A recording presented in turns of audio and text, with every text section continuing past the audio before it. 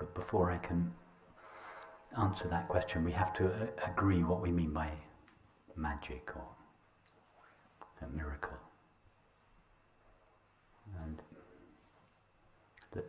let's say that magic or a miracle is something that happens that doesn't obey what we consider to be the laws of nature. Can we agree provisionally Yes. to that? So the laws of what we consider to be the laws of nature now are considered to be laws that govern the material universe. Laws that govern stuff called matter, out of which we believe that mind and consciousness come. So the fact that when I drop this, it falls to the table, it is not magic. It's to be expected and can be explained by the laws of physics, Yes. as we know them, the laws of matter.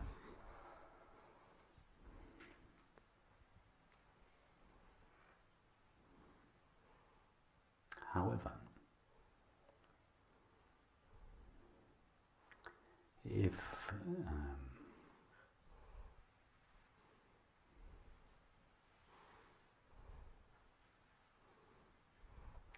you were to think, for instance, if the image of a friend of yours, that your best friend from kindergarten, which was, 10 years ago or so?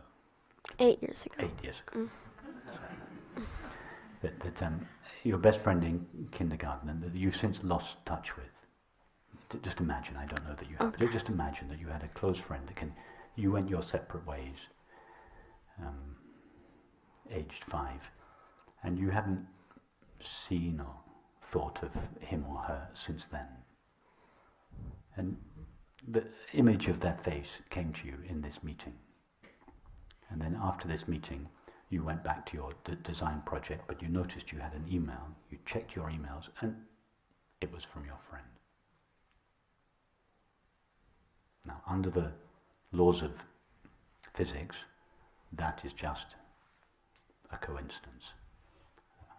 A 1 in a billion chance of it happening. Well, if that only happened to very few people once or twice in their life, we could say that was just a coincidence. But that kind of thing happens to everybody fairly regularly. So it's not something that can be explained under the current laws of physics. It's outside the current laws of physics, and anything outside the laws of physics, we have to say it's just a coincidence.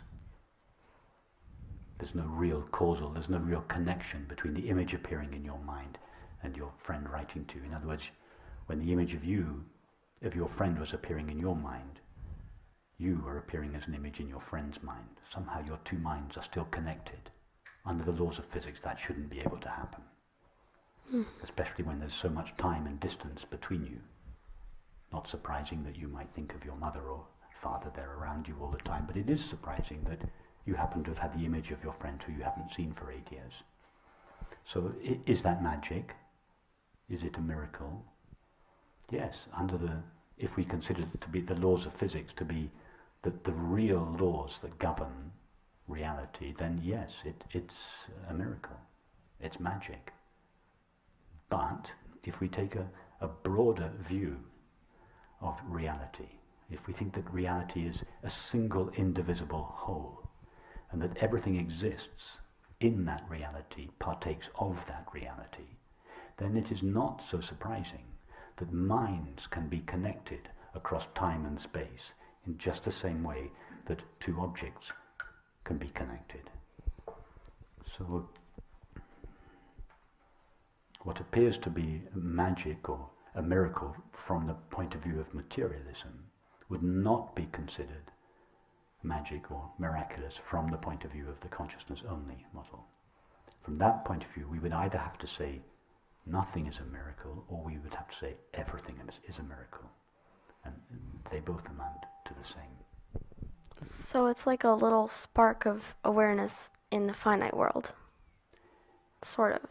Yes, exactly. You could say that what we consider to be magic or a miracle, exactly. That's a very nice way of saying it. It's an appearance of the infinite in the finite. It's a trace of the infinite in the finite, a hint of the infinite in the finite. Yes, absolutely. And what about the magic, like making magic and spells magic, and is that like connecting to consciousness?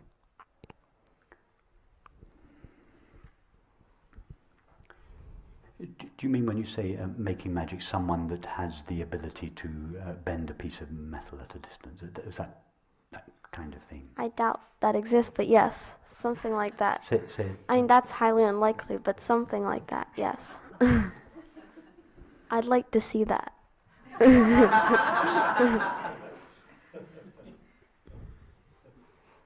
Well, you say it's highly unlikely, but have you ever had the experience of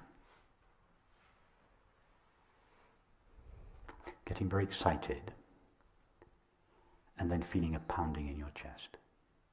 Mm-hmm.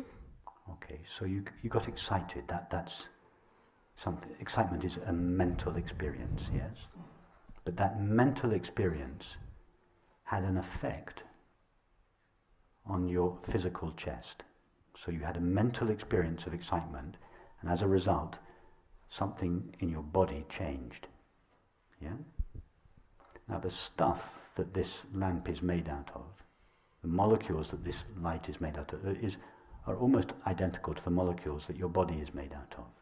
So if the experience of excitement, if a mental experience can have an effect on your body, why couldn't it have an effect on the world? After all, your body is a product of the world. It's made of the same stuff. So if excitement can change your body, why can't it change the world? Okay, wow.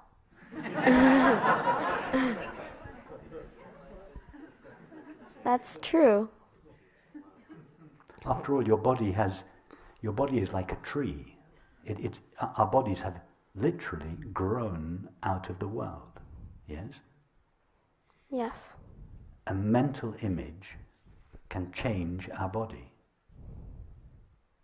Why can't our mental image, an idea in our mind, change the world, which is, after all, our body is simply an extension of the world? Just because we can't see, just because our hand may not be connected to the world, doesn't mean that they are not a bird in the sky. It is not connected to the earth, but it's part of the same world. Why couldn't a thought in your mind affect a bird in the sky or a tree or the lamp? After all, it can affect the molecules of your body, which are the same as the molecules in the world. In fact, they are where do you think the molecules in your body came from? The world. They came from the world, from the food you eat, from the air you breathe. What difference does it make whether a molecule is in your body or in the world? But how? Sometimes the food that you eat, take the molecules in the food that you eat. That first of all, they live in the world, and we call it the world. Then you eat them, they become your body, and then a few days later, they've left your body again, you call them the world again. Well, were they your body or were they the world? Those molecules, who do they belong to? It's the same system.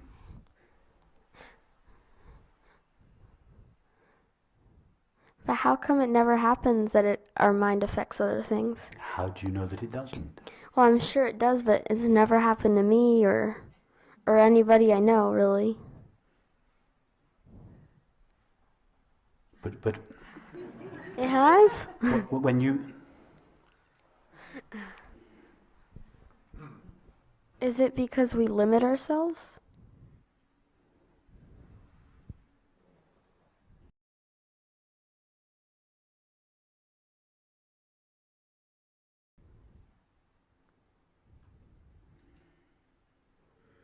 But just because you can't see the effect that your mind has on the world, doesn't mean that it's not having an effect just because you can't see it and measure it.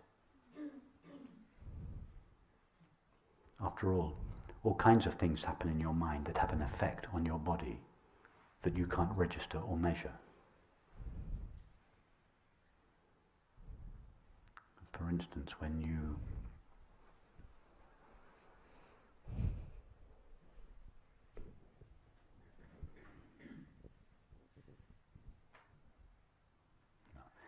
it's not necessary to give an example, but lots of things take place in your mind or in your feelings that trigger the millions of chemical reactions in your body. You can't see any of them or measure any of them.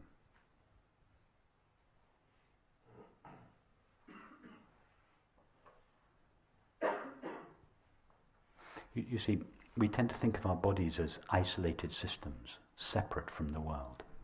Mm-hmm. We think that the self and the world as two distinct entities, but our bodies are just extensions of the world.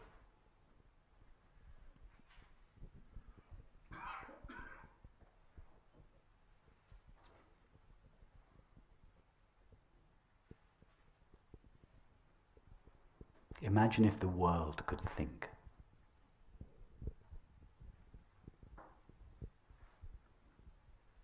Would it think that trees were part of itself and human beings were not part of itself?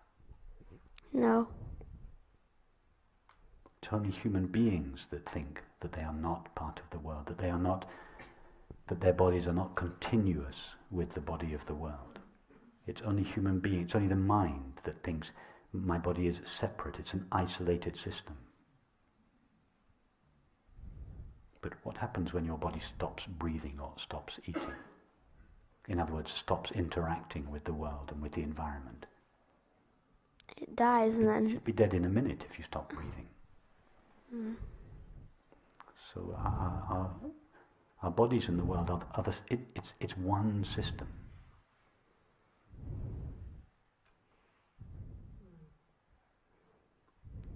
It's literally the same system, and therefore if a thought can affect your body, as you know it can, or a feeling or an emotion can affect your body, it is affecting the single system of which your body is a part. But your body is not separate from that system. It feels as if the skin is a layer that seals the body in. But actually, even from a physical point of view, if you examine the skin, it's like an old cobweb. It's mostly empty space, it's mostly porous. That the so-called boundary between the body and the world, even from a physical point of view, is a porous boundary. What's on the inside of the boundary and what's on the outside are continually exchanging substances or information. In just the same way that our minds, the separate self thinks that its mind is a capsule inside which thoughts and feelings take place, and that all other thoughts and feelings are outside and separate from it. But our minds are porous. The container of the mind is even more porous than the container of the body. That's why it's possible to exchange ideas and informations and communicate feelings to one another. That there's one system, even from the point of view of physics, there's only one system in the universe. One, and all the apparent objects and minds and whatever else there is in that universe, their boundaries are porous. Everything is interconnected with everything else. And is that because of awareness? Is it because of awareness? Well, from the point of view of conventional thinking today, from the point of view of material science today, the universe, the stuff, the reality, the essential stuff the universe is made out of is stuff called matter, and everything is considered to be built up. Atoms, and the first was the Big Bang, and the particles condensed and eventually formed atoms and molecules, and eventually formed cells, and eventually formed living beings, and then eventually at some very late stage, mind or consciousness was created out of matter. That's how people think, most people think today. From what we consider here, is that it's not matter that is the essential reality of the universe. It is consciousness. So that the universe is an appearance in consciousness, ultimately made of consciousness. It only looks like matter when it's viewed from the perspective of a finite mind. So yes, it's true that it looks like matter, it looks like a collection of objects, but in fact it's all ultimately made out of consciousness. But if you think about it, if the materialists were really consistent with their philosophy, they would have to admit that what they call mind or consciousness comes out of or is derived from matter. And therefore whatever consciousness is must be inherent in matter. If consciousness comes out of matter, then consciousness must have lived in potential within matter to begin with. Matter, as it were, gave birth to consciousness. Then consciousness must be innate in matter. In other words, the ultimate reality of consciousness must be the ultimate reality of matter. So whichever model you take, whether you take the matter-only model and you think consciousness comes out of matter, or you take the consciousness-only model and you think matter comes out of consciousness, in both cases there can only be one shared reality between these two apparent subjects. And to be honest, it doesn't matter whether you call it matter or consciousness. What's important is that it is a single whole. And being a single whole, having a single shared reality, there can be nothing in that reality other than itself. So it has no divisions in it. It's not made of two things, it's made of one thing. Therefore, everything partakes of that reality. And therefore that reality has no limitations, it is infinite. So the fact that there is a connection between what happens, for instance, you drink a glass of wine, and your images. He's French. He's What? Yeah, No. you're half French. You drink a glass of wine. All you need is a sip, and your thoughts start going fuzzy.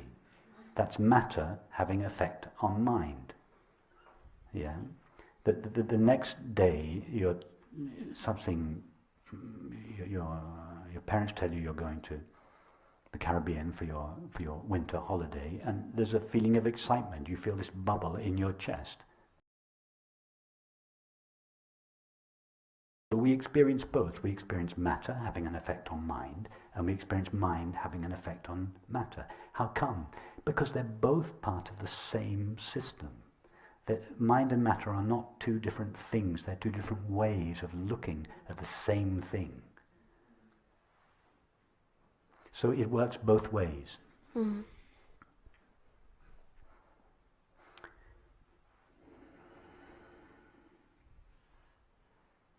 But to go back to your original question, Alexander, is there magic? Is magic real, or are there miracles? This is, and implicit in your question is that most of what happens is not a miracle. But there are some extraordinary things that happen that are miracles or are magic. Yeah, but consider this. Before anything appeared, before anything at all appeared, there must have been an absence of that thing, of those things. There must have been no things. So whatever appears, whatever things appear, must appear out of something which is not itself a thing. Now that's the case whether you subscribe to the matter model or the consciousness model. Before the Big Bang there was no thing. The material universe apparently came out of that state of nothingness. So that this is your homework. How is it possible for something to come out of nothing? That is the real miracle.